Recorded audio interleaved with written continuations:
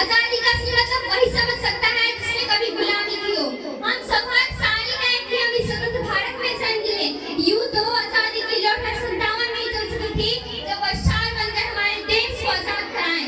प्राचीन मध्यकालीन भारत की धारणा में स्पष्ट करना चाहूंगी कि जब हम विरंगियों के घेरे में फंसे थे तो रंग दे बसंती चौरा की एक आवाज पर टोले में टोलियां बनाते थे और उनके वंदे मातरम के नारों से खून में आने वाला आसमान पीढ़ी का तूफान अंग्रेजी शासन के दौरान में तूफान ला देता था। लोग मर जाते थे, मिट जाते थे, फंस जाते थे, तो वो भी अपनी देश प्रेम साबित कर रहे थे, क्योंकि उस दौर की देशभक्ति की कसौटी थी जो ऐसा करने पर